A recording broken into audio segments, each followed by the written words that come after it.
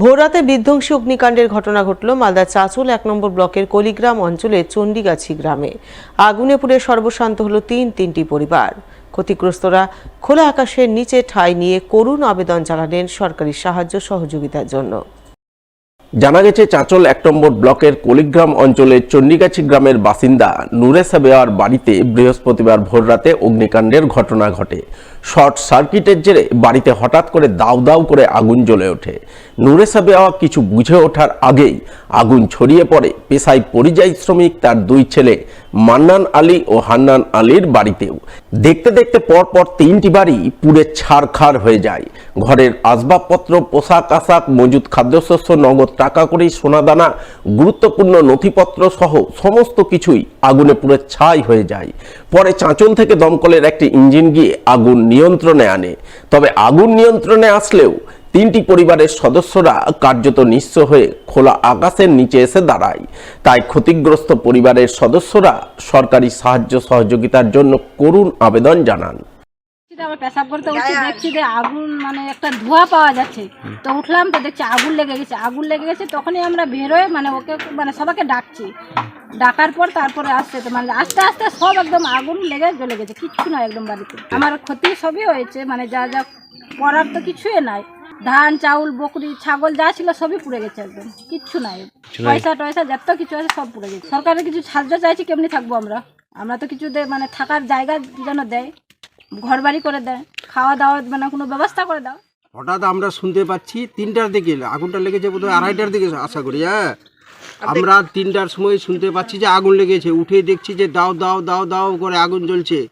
যেহেতু ওখানে লাইনের ব্যাপার ছিল, কেউ ভিড়তে পারেনি বলে গোটা বাড়িটা যা ছিল ইত্যাদি ইত্যাদি সব পুড়ে শেষ হয়ে গেছে, কিচ্ছু বাঁচেনি।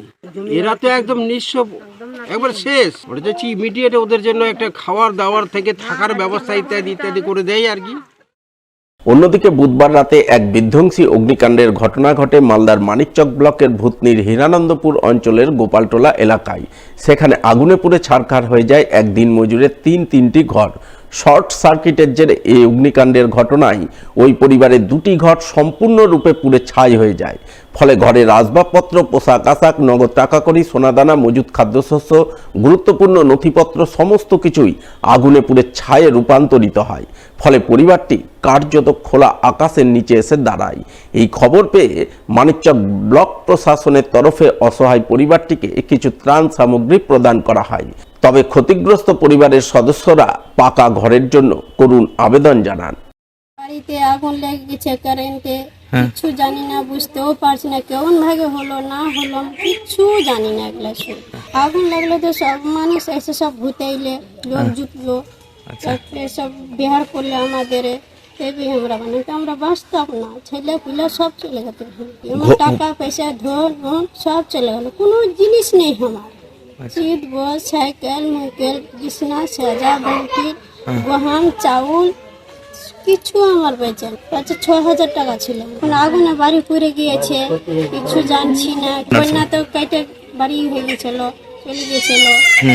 এখন ফের আগুনে লেগে গিয়েছে, কেমন করে কি করবো? আমার দানা পানি সব চলে গেল, গোনা গাটি উটি কিছু নেই আমার। কোথায় থাকবো না থাকবো এটাই আমি ভাবছি। মাথার উপর কোনো ছাপ থাকলো না, কিছু যে বাড়ি ঘরে আমার কিছু নেই, ওটাই আমি চাচ্ছি।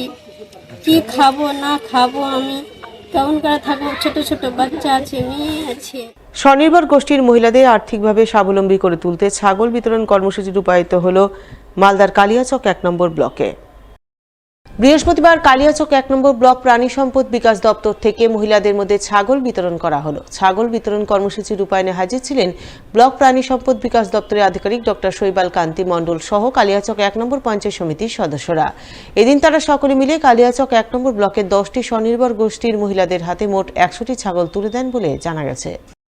আজকে ওই রাজ্য স্টেট প্ল্যানের উদ্যোগে 10টা এসএইচজি দলকে 10টা করে পাটি ছাগল বিতরণের কর্মসূচি ছিল। সেই উপলক্ষে আজকে 10টা দলকে 10টি করে ছাগল দেওয়া হয়েছে এবং এই ছাগলগুলোর প্রত্যেকটাকে কানে দুল পরিয়ে দেওয়া হয়েছে এবং এগুলো সরকারি তরফ থেকে ইন্স্যুরেন্স করা হয়েছে। গত বছরে আমরা একইভাবে স্টেট প্ল্যানের 100টি ছাগল বিতরণ করেছি, 10টা দলকে 10টা করে। এবারও সে একইভাবে করা হচ্ছে। মালদা বার অ্যাসোসিয়েশনের উদ্যোগে বিনামূল্যে এক স্বাস্থ্য পরীক্ষার শিবির হয়ে গেল বৃহস্পতিবার। এদিন এই শিবির অনুষ্ঠিত হয় মালদা জেলা আদালত চত্বরে অবস্থিত মালদা বার অ্যাসোসিয়েশনের নিজস্ব কক্ষে। ফিতে কেটে স্বাস্থ্য পরীক্ষা শিবিরের আনুষ্ঠানিক সূচনা করেন মালদা জেলা আদালতের বিচারপতি শুভায়ু ব্যানার্জি। এছাড়া উপস্থিত ছিলেন মালদা বার অ্যাসোসিয়েশনের সভাপতি প্রবীর কুমার ঝা, সম্পাদক শুভেন্দু নারায়ণ চৌধুরী, বার অ্যাসোসিয়েশনের সদস্য কৃষ্ণেন্দু চৌধুরী সহ আরও অনেকেই। এদিনের শিবিরে বিভিন্ন বিষয়ে বিশেষজ্ঞ একাধিক চিকিৎসক হাজির ছিলেন।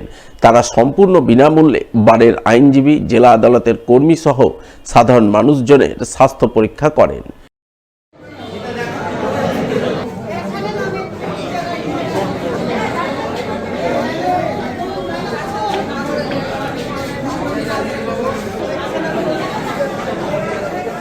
যে ক্যাম্পের যে এটা করা হয়েছে এবং এর জন্য যারা করেছে তাদেরকে আমি আন্তরিকভাবে ধন্যবাদ জানাই, এবং ডাক্তারবাবুরা যারা এসছেন এবং এই হেলথ চেক আপ করতে সাহায্য করছেন তাদের সবাইকে আমাদের বার অ্যাসোসিয়েশনের পক্ষ থেকে আন্তরিকভাবে আমি ধন্যবাদ জানাই।